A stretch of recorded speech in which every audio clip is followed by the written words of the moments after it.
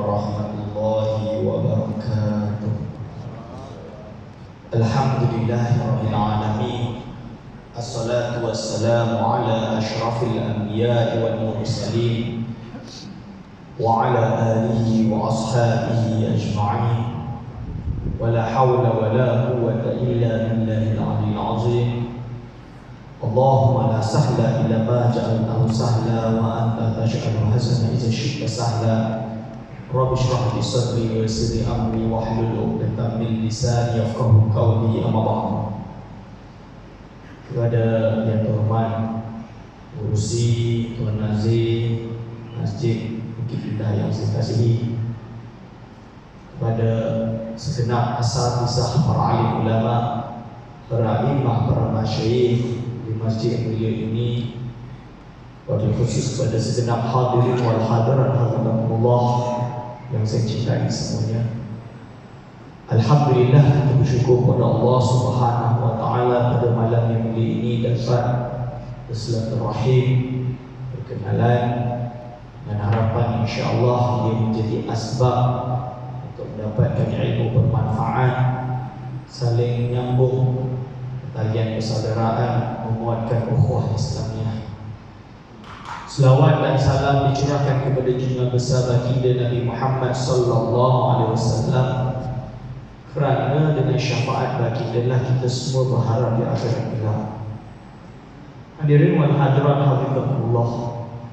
Alhamdulillah, masjid yang cantik dan indah ini pertama kali saya sampai, tak pernah sampai bahagian sini, tak pernah tahu ikut ways je sampai masjid memang first time sampai.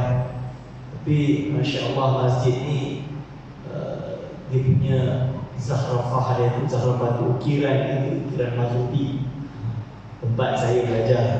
Jadi saya tengok ni Masya Allah, rindu pula rasa tak nak balik Maghribi. Hadirin wal hadirah hafizakumullah. Lebih istimewa lagi apabila kita berada di ambang bulan Ramadan, maka untuk menghiasi dan mengingat kembali, bagi tazkirah keperingatan.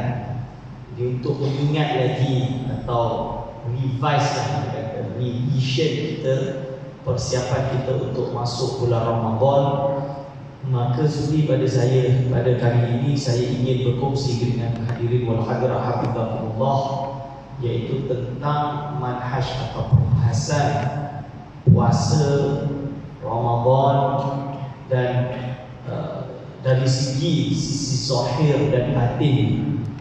Jadi kadang-kadang kalau kita pergi belajar dulu kat sekolah, kita belajar zahir saja, syarat rukun dah habis. Ada orang belajar pula di sisi batin pula sahaja. Ada yang mengingkari batin. Kalau sisi batin sahaja, di golongan batinnya kalau dah syarat di batin. Kalau golongan di tanah Jawa lah, ada kat Malaysia insya-Allah. Kalau di Pulau Jawa dipanggil kejawen. Orang kejawen ni dia puasa dia kata puasa lidah, puasa hati, tapi dia makan minum. Kalau solat dia, ya dia khusyuk dengan Allah, tapi dia tak takbiratul ihram. Contohnya. Itu ialah golongan yang sesat lah. Golongan yang sesat. Tapi ada pula golongan yang kata Islam ni zahir je lah, mana ada selain daripada tu. Yang kita belajar ni itu je lah, tak ada istilah sisi batin daripada ibadah. Itu juga salah pula. Kerana apa? Kerana banyak ulama menyebutkan bahawa segala suatu aspek dalam Islam ini ada nilai zahir, nilai batin. Ada nilai apa, dia punya hukum hakam dia, ada nilai estetika dia. Estetika tu basically dia punya ihsan dia. Di ibarat baginda sallallahu alaihi wasallam dalam hadis dia yang sahih, ketika ditanya oleh malaikat Jibril, iaitu 3 soalan yang menunjukkan kepada agama kita, yu'allimukum dinakum. Baginda sallallahu alaihi wasallam sabda, yu'allimukum dinakum, yang datang kepada kalian itu Jibril yang mengajarkan kalian semua agama kalian, iaitu tak boleh pisah pada 3 aspek utama. Iaitu 3 aspek tersebut adalah, iaitu di sisi Islam, iaitu syariat, iaitu Dari sisi iman, akidah ni berkaitan dengan hati. Kalau Islam ni berkaitan dengan perbuatan zahir kita. Kalau solat tu tak ada rakaat ihram, baca Quran dia, niat dia, ataupun kalau puasa tu ada niat puasa dan lain-lain. Tapi yang ketiga adalah ihsan, anta budallaha ka'annaka tarahu fa illam takun tarahu fa innahu yarak. Engkau beribadah kepada Allah seolah-olah kau melihatnya, kalau engkau tidak melihatnya sungguhnya Allah melihat kau. Ini nak kata sahih, dia anta budallah, kau beribadah kepada Allah kan? Nak kata iman atau macam akidah apa yang dalam hati, tak juga, sebab dia adalah ada juga kau beribadah, kau juga ingat dalam hati, merasa Allah SWT, kita merasa melihat Allah. Ini dipanggil ihsan, iaitu rahsia di sebalik kualiti ihsan itu membuat sesuatu itu baik, bagus. To make it quality. Ibadah kita ini ada quality. Jadi hadirin wal hadirat, untuk bulan puasa ni kita akan menghadapi ibadah yang kita dah, kalau ada yang umur 70 dah 70 tahun lah puasa. Kalau bukan 70 tahun lah, potong kecil tu, betul-betul lah 60 lah kira. Tapi saya umur 39, saya dah mula puasa umur 7 tahun, 8 tahun. Saya tak ingat lah, darjah 1 darjah 2 saya tak ingat, tapi around that lah. Darjah 2 saya dah mula berpuasa. Berarti boleh saya kata dah 32 atau 31 tahun atau 33 tahun lah saya dah berpuasa. Cuma apakah cukup ihsan kita bagi ibadah kita? I mean, how, at what extent, sampai derajat mana kita sudah mengkualitikan ibadah kita. Dan of course we cannot, nobody can judge anyone else. Kita tak boleh menjudge atau prejudice kepada orang lain. Tapi kita kena reflect diri kita. Dan tuan-tuan dan puan-puan sahajalah yang tahu diri tuan-tuan dan puan-puan sebatas mana kualiti ibadah kita. Oleh itu, ulama yang menyusun kitab yang membahas tiga-tiga aspek, iaitu Islam, iman, ihsan, atau yang iman itu bukan perbahasan hari ini, tapi Islam dan ihsan lah kita kata, adalah Al-Imam Muhammad bin Muhammad Al-Ghazali rahimahullah, hujjatul Islam. Jadi walaupun dia ni nama yang selalu disebut, kerana tak banyak orang nak buka kitab tu. Ada yang takut katanya dia punya hadis palsu pun ada. Padahal kita dah bahas hadis oleh ulama-ulama, bukan saya, Imam Zainuddin Ali Iraqi, Imam As-Subki, ya, lepas tu Murtada Az-Zabidi, terakhir tu Murtada Az-Zabidi. Ada hadis itu dijelaskan oleh Imam Murtada Az-Zabidi di dalam abad 13 Hijriah. Salah satu rujukan dan boleh dikatakan guru kepada Syekh Abdul Samad Al-Albani misalnya. Kalau tidak pun dia, guru dia bertemu dengan dia, kurang macam tu. Maka dalam hal ini kitab Ihya Ulumuddin yang dikarang oleh Al-Imam Muhammad bin Muhammad Al-Ghazali, dia mencakup 40 kitab. Jadi 40 kitab dijadikan satu. Kita panggil Ihya Ulumuddin itu 40 kitab jadi satu. Jadi dimulakan dengan kitabul ilmi. So kita bicara tentang ilmu, so kita kena tahu epistemologi, kalau bahasa moden dikatakan kan, epistemologi. Bahasa Imam Ghazali kitabul ilmi. Kalau Imam Bukhari, dia susun Sahih Bukhari, dia mulakan kitab di Bada'il Wahyi, kitab tentang permulaan wahyu, kerana kesumber yang kita Bada'il Wahyi. Contohnya, lalu dimulai dengan akidah. Sebab akidah ni bukan iman tadi lah, kita tak boleh kena ada. Baru dia masuk rupiah ini, berubah ibadat ni. Dia mulakan dengan solat, dia mulakan dengan zakat, dengan puasa. Maka menarik Imam Ghazali ketika mengarang kitab Ihya Ulumuddin ini peruntukan untuk orang awam. Jadi dia kata ilmu tasawuf ni untuk orang guru tu Ustaz. Untuk orang dah cukup syariat tu untuk boleh tasawuf. Tak ada syariat tak boleh tasawuf. Itu tak betul. Kerana tiga-tiga ni perkara yang maklum dan dibetul, perkara yang kena diketahui secara pasti. Kena untuk dipelajari secara pasti. Dan dalam kitab Ihya Ulumuddin sebenarnya dia menyusun perbahasan tasawuf ini adalah perkara yang derajat ihsan baginya. Maka Al-Imam Al-Ghazali rahimahullah ta'ala, dia berkata tentang puasa amal ta'am. Jadi setelah dia pekak.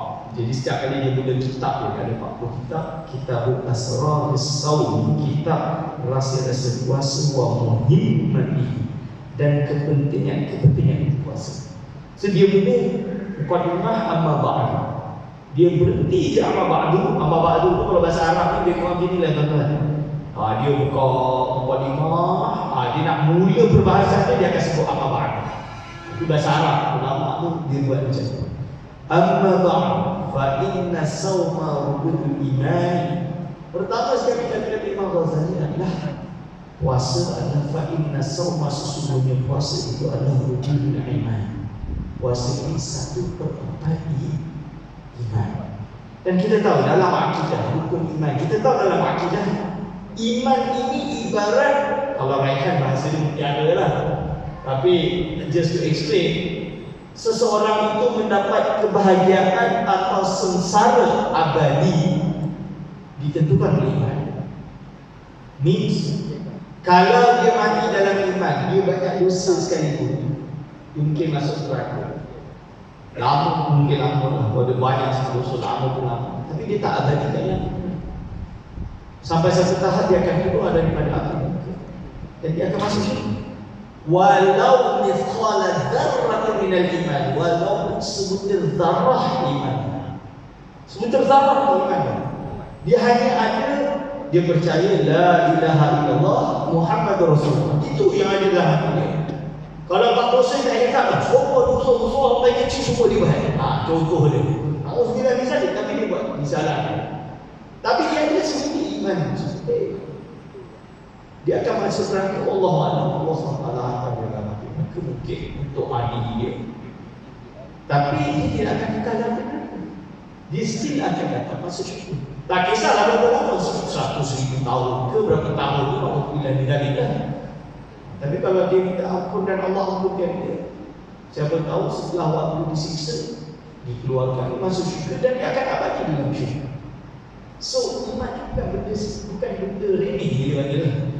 Is one of the most important aspect as a Muslim adalah iman. To have faith, keimanan. Jadi iman ini bukan benda yang kita remehkan, tak. Iman itu benda yang kita pegang, kita hold to it, kita berharap, kita nak iman itu kekal dalam hati kita. Tapi beza dengan orang yang dia buat baik, baik, tak ada benda jahat dia buat. Dia sedekah, saya kata lah, sedekah. Semua benda baik, tak pernah cakap buruk, tak pernah akhlak buruk, dia semua perkara baik. Tapi dia tak ada iman. Dia tak ada iman, dia tak percaya Allah, dia tak percaya Muhammad, dia atheist di sana. Apa yang akan terjadi? Dia akan kekal dalam api neraka. Mungkin tidaklah berada pada neraka yang paling rendah, tapi one of the stages lah. Tapi dalam neraka, baik selama-lamanya dia tidak akan keluar daripada api neraka. Ini disebutkan oleh Allah SWT dalam Al-Quran Karim. Jadi wal hadrah Allah. Ada pula seorang zahir Muslim, dia ibadah, Masya Allah, kita nampak orang itu kita ingat dia ada syurga, tapi iman itu urusan hati. Iman itu urusan hati. Hati tak ada yang tahu melainkan Tuhan datang tubuh tersebut. Tuhan yang tahu iman tuan-tuan. Tak ada siapa boleh judge. Iman dia banyak, iman ini. Hanya tuan-tuan yang tahu. Cuma fulan ni, walaupun dia nampak sahih Islam, tapi rupanya dia ini dalam hati tak ada iman. Dipanggil golongan munafik. Zaman Rasul ada munafik. Rasul dikhabarkan oleh Jibril, mana lain? Rasul dikhabarkan dia itu munafik. Tapi ada tak salah kata, ini munafik, hipokrit, bakor dia. Ada. Tapi Allah SWT berfirman, orang yang munafikin mereka darkil asfal, berada dalam neraka yang paling bawah, lebih bawah daripada yang saya bagi contoh tadi. Orang kafir yang baik itu, yang ini dia zahir Islam tapi tak ada iman. Cuma ni bukanlah hipokrit macam kita kata, oh dia ni hipokrit ni, depan orang nampak baik, belakang buat jahat. Itu bukan. Itu hipokrit bahasa, dua orang yang yang kita maksud hipokrit ni adalah hipokrit yang macam zaman Nabi SAW. Dia memang tak beriman dengan Islam, tak beriman dengan Allah, tak beriman dengan Nabi Muhammad SAW. Tapi di depan orang dia memang buat macam seorang Islam untuk meraih apa-apa. Atau memang dia tak beriman, tapi dia dengan disegan dia buatlah dia perangai dengan Islam. Ini golongan munafik yang dimaksud. Arti iman di sana.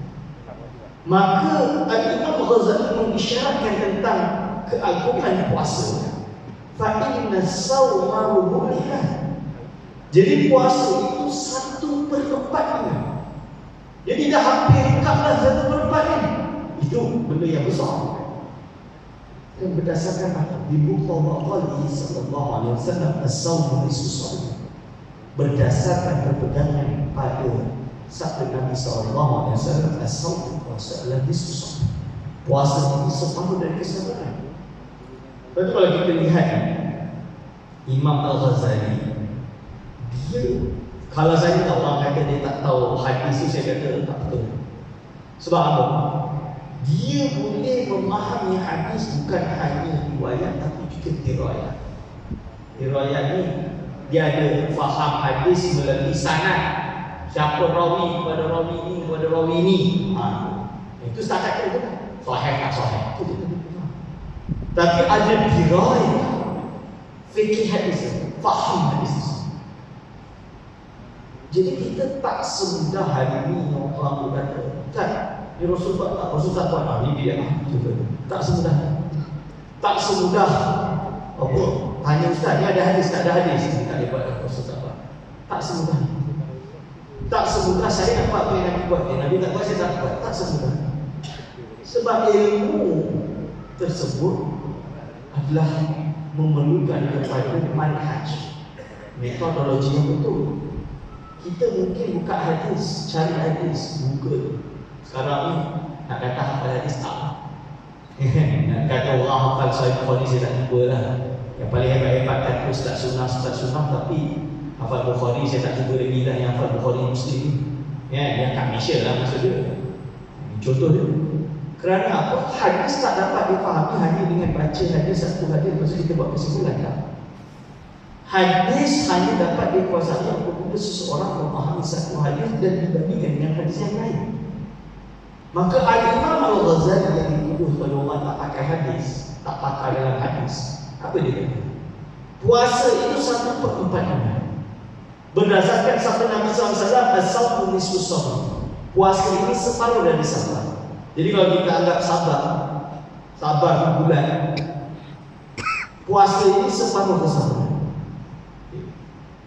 Kerana puasa ni, ya Allah, kalau kita pegang pada hadis Nabi yang lain, hadis sahih, seseorang yang dah sampai derajat dah ada syahwat nak kahwin, tapi tak mampu nak kahwin, tak ada orang calon, atau kalau tak ada calon apa duit nak ada, nak bayar mahar pun tak ada. Contoh tu, apa solution dia? Rasulullah SAW kata, "Falyasum." Maka dia puasa. Kerana puasa ini melatih kesabaran. Maka betullah asal susah. Tuan-tuan dan puan, kalau bibi kita ni apa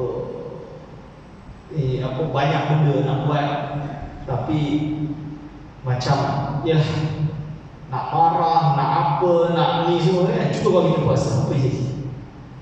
Marah jadi kan? Kita punya bulan-bulan puasa nak cakap apa? Yalah, penat dah. Jadi sabar tak? Sabar. Jadi puasa ini sebenarnya menjaga amaratul bisu. Ini bagus. Anas as-sawm disusah ini sabda Nabi Muhammad SAW. Wa bimu atau qawli sallallahu alaihi wasallam as-sabru nisful iman. Ini dirayah. Puasa sabar adalah separuh dari iman. Jadi kalau iman ni pula, sabar ini separuh dari iman. Bak kata piramid kan. Berarti ada apa dalam Alibaba berjalan separuh dari iman. Ini dari satu hari separuh dari iman itu mati dalam iman ni. Separuh dari iman. Separuh dari iman itu adalah sabar. Lalu puasa itu separuh dari sabar. Berarti 1/4 daripada iman itu adalah puasa. Ini adalah suatu ibadah yang azim. Lalu dia sebut lagi, yaitu bagaimana Allah Subhanahu wa taala itu fa innahu li wa ana ajzi bihi, yaitu Allah Subhanahu wa taala berfirman dengan hadis qudsi riwayat Imam Bukhari dan Muslim, ibadah puasa ini Allah yang menghitung, Allah yang mengira itu untuk dia, untuk Allah SWT, dan dia yang memperhitungkannya. Hadirin wal hadirat, berarti ibadah puasa ini ibadah yang sangat besar, sehingga kan hadirin wal hadirat, jadi Al-Imam Al-Ghazali meriwayatkan satu hadis, likulli syai'in babun wa babul ibadati as-salat. Setiap sesuatu itu mesti ada pintu. Kalau pintu ibadah itu adalah puasa, pintu ibadah itu adalah puasa.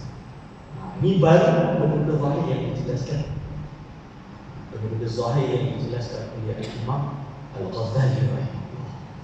Jadi sebelum kita masuk pada perbahasan yang lebih dalam tentang berpuasa ini, hadirin berhadap, jadi Imam Ghazali dia cuba nak syarahkan beberapa poin penting, dia panggil beberapa inti yang perlu kita tahu di dalam berpuasa.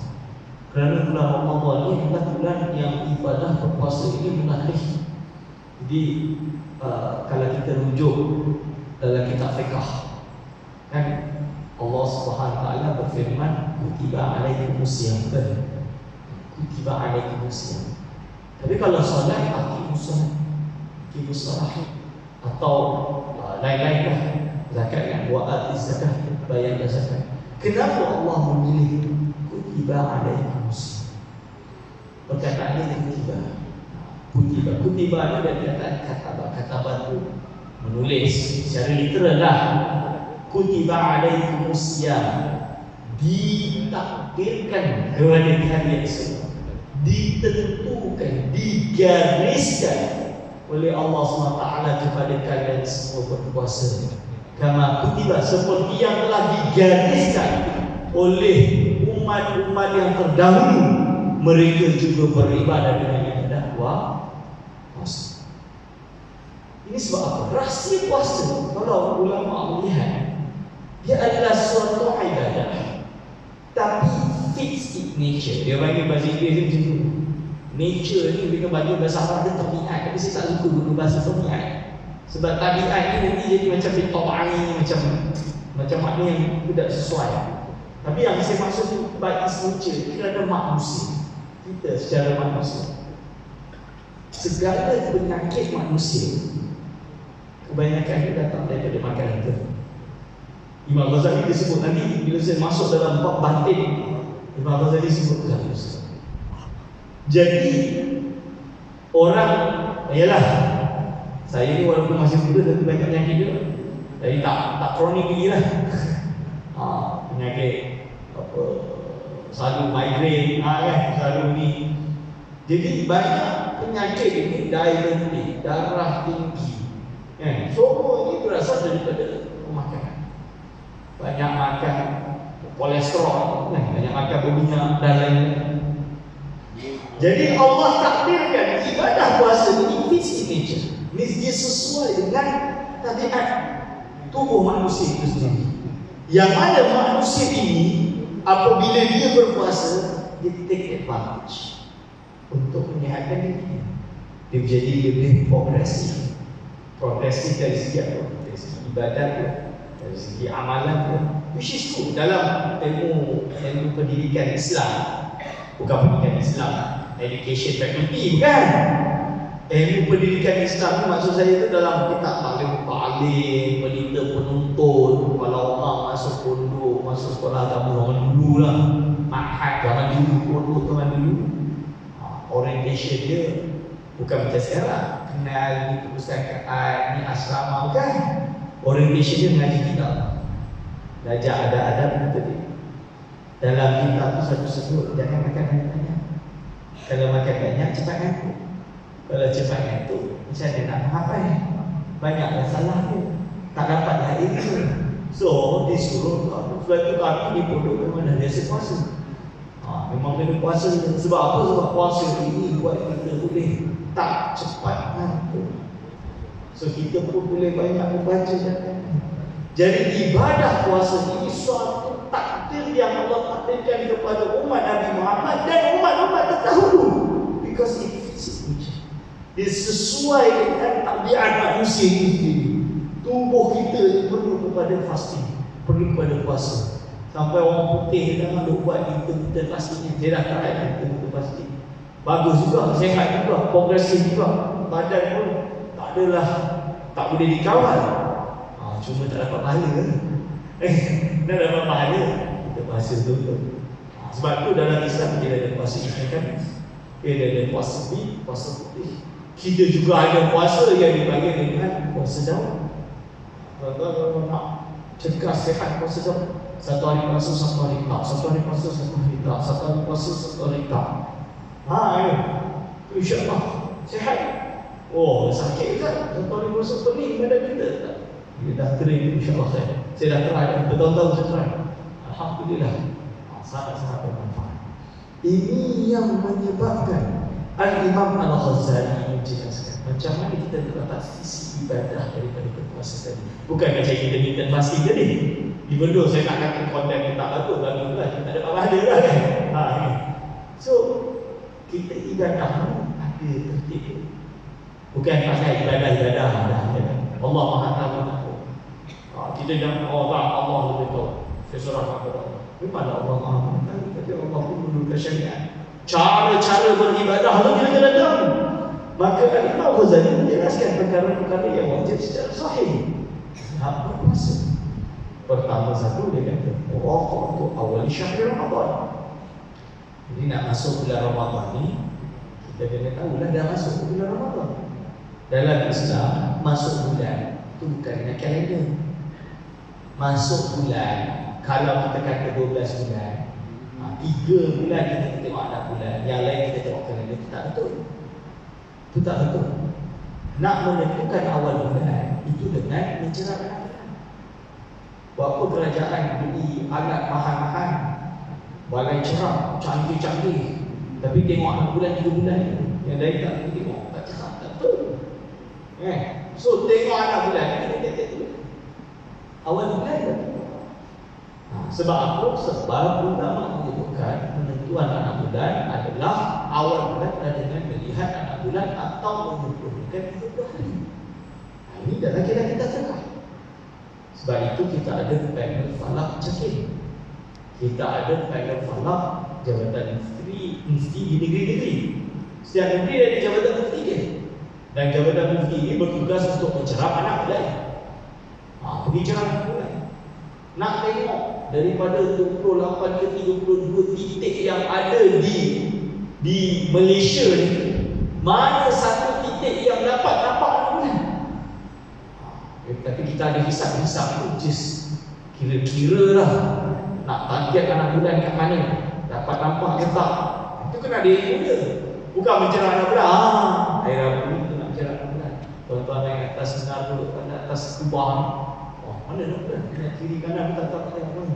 Okey, kita pun 5 orang tengok. Tak betul. Dan tengok tu dia caranya. Kita bagi ilmu hisap. Hisap anak bulan. Jadi macam saya memang kena mencerah lah.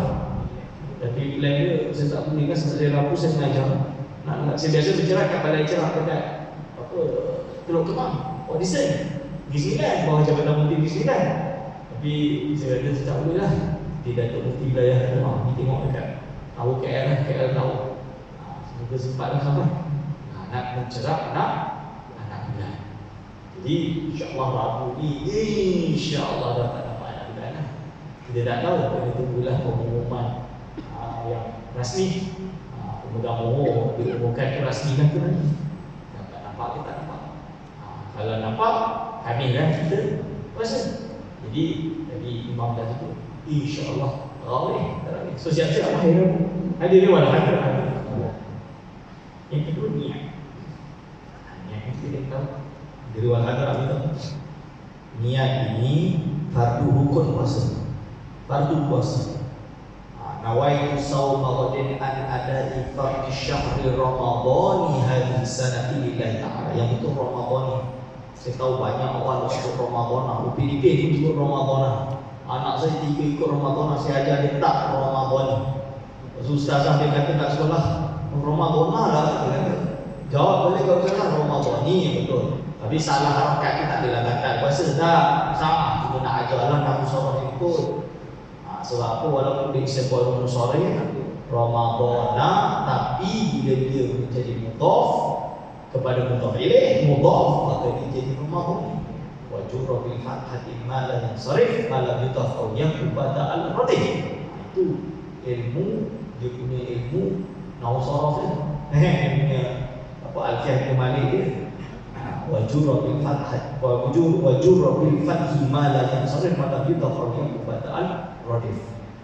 Nawaitu sawma ghadin an ada'i fardhi syahri ramadhani hadhihi sanati. Tu. Dan niat itu tentu tak setiap malam. Ada yang tak tahu. Tak, dia kena setiap malam. Sebab apa? Ibadat ini innamal a'malu binniyat. Suatu amalan ibadat hanya boleh sah dengan ada niat. Tanpa ada niat tak sah. Ustaz, kenapa nak kena setiap malam? Ya, sebab kita puasa setiap malam.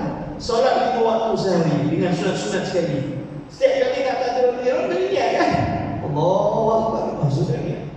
So jangan lupa. Kalau terlupa, berarti dia ibarat tak puasa lah. Sebab tak cukup rukun. Ibarat dia tak niat solat Allahu Akbar, dah baca Fatihah baru aku faham maksud rukun. Ni tengah niat solat lagi. Tak dia fikir benda lain. Tapi ikut dia imam buat ni. Kan? So dia kena ada kan? So niat itu setiap hari. Dua hadirah apa tak?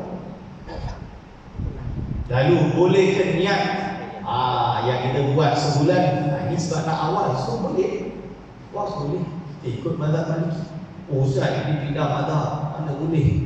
Ada yang kata Ustaz kata apa mazhab Syafi'i. Kenapa pakai mazhab lain? Ada yang kata alah di sini kata tu mazhab Syafi'i. Tapi bayar zakat tu pakai duit. Dia kata gitu. Kan? Sebab memang zakat fitrah. Kita pakai miras sama Syafi'i. Nak khabar kan? Yang biasa dalam mazhab mana-mana mazhab Syafi'i atau Maliki ada beberapa isu ulama mazhab tersebut mengajarkan untuk mengambil pendapat mazhab lain.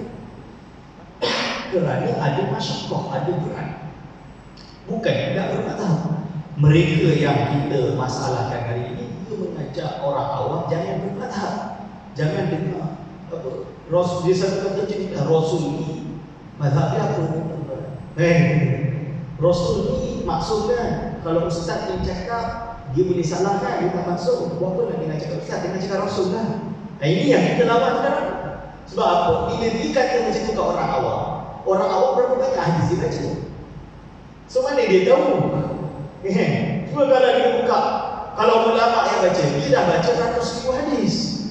So dia Imam Nawawi tak cukup usaha. Dia kalau betul-betul dia jeli. So dia dah tahu dari segi dalil yang banyak yang dia hafal dan dia pelajari, dia boleh konstruksikan satu hukum. Tapi setakat kita baca hadis-hadis 40 pun tak khatam. Lepas tu kembali kepada Quran dan Sunnah. Bahasa Arab kita ngerti. Banyak kena kelentok itu dulu. Nak khabar banyak yang kena kelentok. So dalam hal ini kita ikut mazhab Syafi'i. Tapi ulama Syafi'i juga faham bahawa susah kadang-kadang orang tertinggal. Siapa tahu lepas buka puasa makan dia solat maghrib dia pingsan, tidur kenyang sangat dia pingsan. Bangun dan 5 minit nak subuh dia tak terfikir niat puasa ke apa, dia tak fikir. Dia terus solat isyak dia kan, sebab dia dah bangun tak solat isyak lagi. Dia salam solat isyak dah masuk waktu subuh. Ni salah kalau terjadi macam ni. Nak buat macam mana? Sah ke tak? Dia tak niat, tak masuk niat. Sebab itulah kita ikut mazhab Maliki. Selain tiap malam kita niat, iaitu niat untuk satu bulan doa. Jadi masjid boleh umumkan, ingatkan. Dan niat itu memang dalam hati.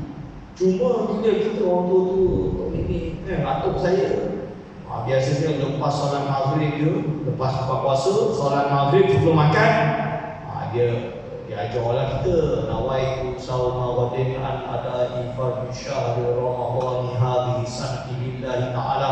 Contohnya beramai-ramai ini dipanggil melafazkan niat. Dia kata Rasul tak buat, memang Rasul tak buat. Tapi bila imam enam tu untuk mengingatkan makmum dah supaya niat. Jadi kalau dia tak buat, ada orang lupa macam ni, kan dah susah. So we take advantage. Benda yang dapat menolong benda yang baik-baik dah baik. Sebab benda baik itu sunat kan, itu mazhab Syafi'i kata sunat melafazkan ya. Hadirin wal hadirat. Selain itu adalah al-insaf, iaitu menahan daripada melakukan perkara-perkara yang membatalkan puasa, seperti iaitu jima contohnya, ini kita kena tahan lah. Dan yang kedua adalah masuknya sesuatu dalam rongga. Berhenti azan dulu insyaAllah.